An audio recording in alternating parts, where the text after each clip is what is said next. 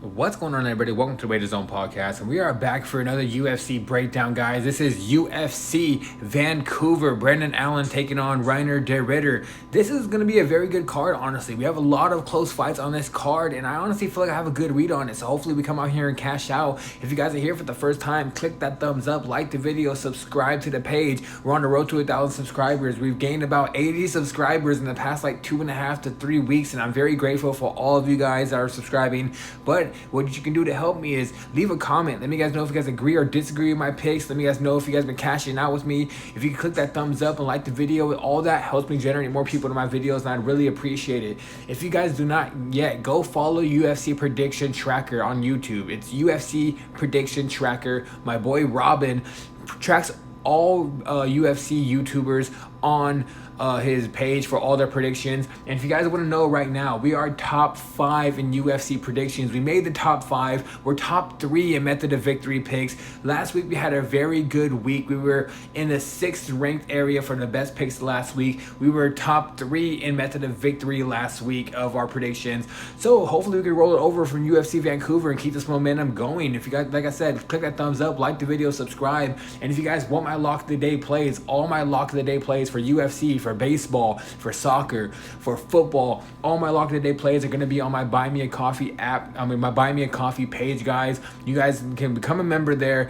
The link is going to be in the description. You guys get all of my confident lock of the day plays that where most of my money ends up going to. So let's get right to this breakdown, guys. UFC Vancouver. First fight of the night is going to be Melissa Croden taking on Tanera Lisboa. It's going to be in the women's bantamweight division. I'm taking Melissa Croden. She's making her UFC debut. She's had 6 fights, and all 6 of them has been done by finish. And I just think Lisboa is not that, honestly, that good of a fighter. I do believe this is going to be a very close fight, to be honest. I'm not going to have too much of an investment in it because Croden is making her UFC debut. It's the first fight of the night. It's a women's fight. This fight honestly can go anywhere, so excuse me, guys. But this fight can honestly go anywhere. But I'm taking Croden. I do believe she's going to come in here and win this fight. I want to say she finishes it in a 3rd round or she gets a decision victory. But for the first fight of the night, give me Melissa Croden to win her UFC debut. Alright, guys, next fight in the midweight division, Azamat Bukayev taking on Yusuri Bulgari. This one, guys, I'm taking Bukayev. I think Bukayev's going to win this fight by finish, either a submission or a knockout. I think Bukayev has the hands to honestly keep up with Bulgari. Bulgari's a very giant man, and I just do believe that the overhand right's going to be there to crack him right on his chin, either knocking him out. But the one thing, too, he's 5 inches bigger. Bulgari is 6'5", but Bukayev is 6 foot, and honestly, I believe that's going to be even easier for him to get to those double legs and end up taking him down. I think he can finish this fight by ground and pound. That's my actual prediction. Bukayev wins this fight by ground and pound and finishes it by TKO, but he can also submit him. So my best bet I gave out yesterday in my video is I thought inside the distance would be the best play for Bukayev, but I do think Bukayev wins this fight. I do believe he gets it done inside the distance. So give me Azamat Bukayev.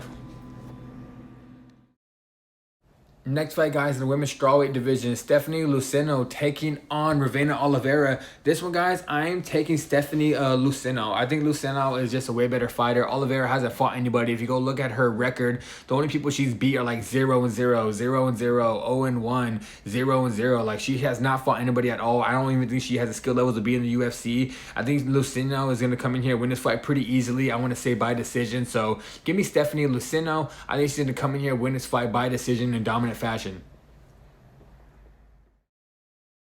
Now this fight, guys, in the lightweight division, Kyle Prepolek taking on Drew Dober. This one, guys, I'm taking Drew Dober, and I think Drew Dober is going to knock him out in that 1st or 2nd round. Kyle Prepolek is a decent fighter, but when he went up against Benoit Saint Denis, I feel like he caught Saint Denis by surprise, and when Saint Denis started getting to his actual fighting style, he dominated Prepolek in that 2nd round and finished him.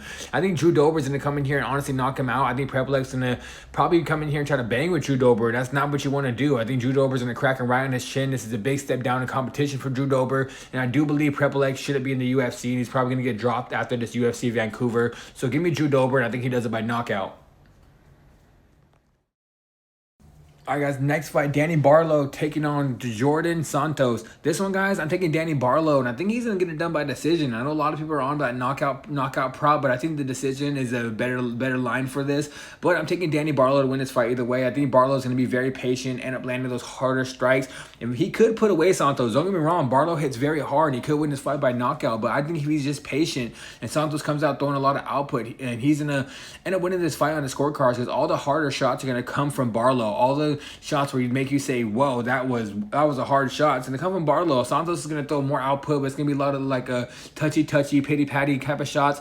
And I just think Barlow is going to win this fight because, like I said, the harder shots are going to come from him. He's going to be the one walking forward, and I do believe he's going to win this fight by decision. But hell, guys, he can even knock him out with how hard he hits. But give me Danny Barlow for this one.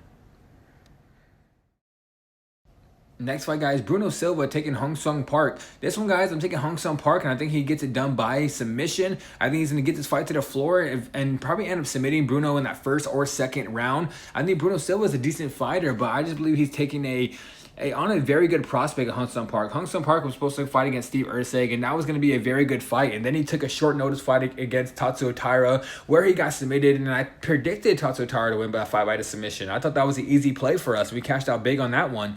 But now he's fighting a big step down from Tatsuo Taira to Bruno Silva. It's a giant step down in competition. He was getting ready for Taira. He was getting ready for Erceg. Bruno Silva, in my opinion, doesn't have a takedown defense to stop Park. And one thing I know about Dana White, if you do Dana White a favor like that, taking on a guy like Tatsuo Taira on a 2 days notice, he's going to give you a good fight in the next one to make you come back, because Dana's going to want you to win and give you a good favor. So I think Hong Sung Park wins this fight, and I think he does it by submission and probably in that second round.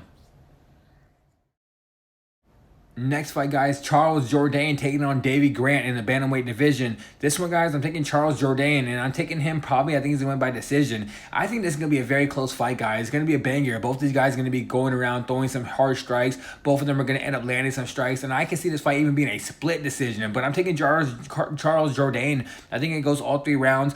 I just think David Grant's going to come out here and just be David Grant, be a dog, walking forward, landing those wild shots where you don't really see coming. But Charles Jourdain's a very technical striker. I just believe he's going to end up landing the more shots, the more significant strikes, because he's more technical. He has very good movement, and I think David Grant ended up beating Blackshear. Blackshear looks very good in that first round, but one thing with Blackshear's on the feet, he doesn't move his feet very well. He's very stagnant. He's there to get hit.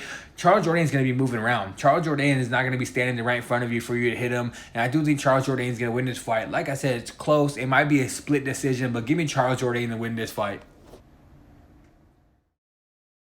All right, guys, in this fight, Kyle Nelson taking on Matt Frevola in the lightweight division. One thing I can say, guys, is someone's going to sleep in this one. Either Kyle Nelson is going to knock out Matt Frevola, or Matt Frevola is going to knock out Kyle Nelson. But, guys, I'm going with the steamroller. I'm going with steamroller Frevola. I think he knocks out Kyle Nelson, I want to say in that first, maybe even second round. This is going to be a banger, though, guys. This fight is going to start. They're going to be throwing down. And it might come down to who hits that chin first and who's ever going to win this fight. But I'm going with Matt Frevola. I think he has the better striking, in my opinion. And I do believe he's a little bit faster. So, like I said, it's going to come down to who hits who first right on that chin. And then they're going to drop. And I'm banking on Matt Frevola. So give me Matt Frevola to win this fight. I think he does it by knockout.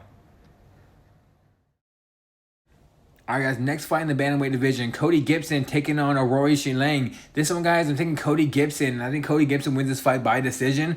I think he's just going to be able to use his wrestling and his takedowns in this one. One thing about Cody Gibson, he's a dog and he likes going forward. He's one of these guys that's going to fight for your money. I think this is a close fight. You might not want to put too much of an investment in this one because it is going to be a close one. It can go either way. I was close to picking an underdog, but I just think Cody Gibson's going to outdog him. I think Cody Gibson's going to be the one walking forward. He's going to be mixing in his striking, his takedowns, and I think the wrestling is going to be way too much for Aroy Shilang. I think Cody Gibson wins this fight by a decision victory. And one thing I will say is that Cody Gibson is one of those guys you want to put your money on because he's going to fight for your money. He's not going to give up. He's going to be out there throwing strikes, wrestling, making this to a dogfight. And I think if it's a dogfight, Cody Gibson pulls it off probably 8 times out of 10. So give me Cody Gibson.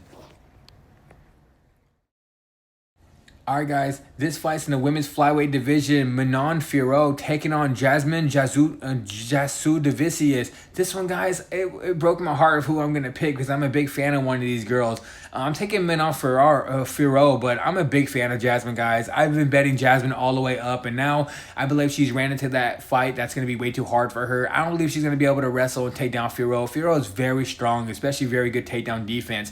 And on the feet, she's a way better striker. Arguably, she won that fight against Valentina. Personally, I thought Valentina won that fight, and I took Valentina as an underdog, so I was happy. But she did very well against Valentina. Valentina couldn't even really take down Fiorot that good, and Jasmine's not going to be able to take down Fiorot, in my opinion. If Jasmine does get this fight to the floor, though, it's going to be a very interesting fight, but I just don't believe she's going to be able to. And I think Fiorot's going to out-technical her and end up landing these strikes from the outside, moving around the ring, leg kicks and everything, and end up winning this fight by a decision. So give me Manon Fiorot. All right, guys, this fight's going to be Marlon Vera taking on Aiemann Zahabi. This one, guys, I'm taking Aiemann Zahabi, but this one is going to be a close fight. If you're betting Chito Vera, I don't blame you. Chito's a live underdog in this one, but I'm thinking Zahabi's going to win in decision. Zahabi's a very good boxer, and one thing about Chito is Chito's going to stand there and strike with you. He's not going to take you down, and Chito always starts off the fight slow. In that first round, Chito's going to give up that first round, and Zahabi's going to be at 1-0 going up that second. That second round is probably going to be close, and Zahabi's going to have more output again, and Zahabi's going to end up winning that second round, in my opinion. But that third round, that's when Chito Vera is probably going to start putting it on Zahabi. But I just think after that, Zahabi's already going to be up 2-0, and then it's going to go down to a decision. It's going to be 29-28. But I do believe this is a close fight. I think if Chito comes out in that first round and actually doesn't give up that first round like he always does, he's live. But I can't bank on a guy that's going to come out here and lose that first round and make the second round close, where he's not going to have probably as much output as Zahabi. Then the third round is where I'm going to have to bank on Chito. But yeah, guys, give me Aiemann Zahabi, a close fight, 29-28 decision, but I'm taking Zahabi. All right, guys, next fight, Kevin Holland taking on Mike Malott. Guys, these are two fighters. I'm a big fan of both of them. I'm a big fan of Kevin Holland. I'm a big fan of Mike Malott. I've put money on Mike Malott a lot of times. I've made money on Kevin Holland a lot of times. And the last one, I feel like everyone's picking Mike Malott in this one, mainly because Kevin Holland went out there and looked so bad against D-Rod. If you guys remember, he almost finished D-Rod like 3 different times in that third round, but it's just like that first 2 rounds, Kevin Holland just did not look like himself. But if Kevin Holland comes out here and fights Mike Malott the way he fought D-Rod in that third round, he's going to knock out Mike Malott. And that's who I'm picking. I'm picking Kevin Holland. At this price, I have to go with Kevin Holland. It's basically a pick 'em, but Kevin Holland is a slight underdog. Mike Malott doesn't have the best chin. He doesn't have the best cardio either. And honestly, I don't believe he has the best wrestling to even take down Kevin. This is not one of these D1 wrestlers that's going to be able to take down Kevin and dominate him on the floor. I think Kevin is alive, honestly, to even get a darts choke on Mike Malott. But I'm taking Kevin Holland. I think he's going to keep this fight on the feet, and I think eventually he's going to snipe Mike Malott, end up cracking him on his chin and putting him away by knockout. So give me Kevin Holland for this one. All right, guys, now for the main event. It's going to be in the middleweight division. Reinier de Ridder taking on Brendan Allen. This was supposed to be Fluffy Hernandez taking on Reinier de Ridder, but now we got Brendan Allen on short notice. Guys, I'm taking Reinier de Ridder, and I think he wins this fight by decision. I do believe this fight goes all 5 rounds. I don't think he's going to be able to finish Allen. Personally, I think Allen's going to come out in that first and second round and start looking pretty good. I think he's going to have more output. I think the boxing is going to be working for him. I think Brandon's going to be able to stop some of the takedowns. But after that second round, which it could be 1-1 going to that third, I think that's when de Ridder starts taking over, and Brandon's going to get tired. De Ridder's going to be pushing him up against the fence, using those knees to the body, end up putting all that big body and that big weight on Aaron Allen and end up wearing him down, then take over and win a decision victory. So give me Reinier de Ridder, and I think he does it by decision in the main event.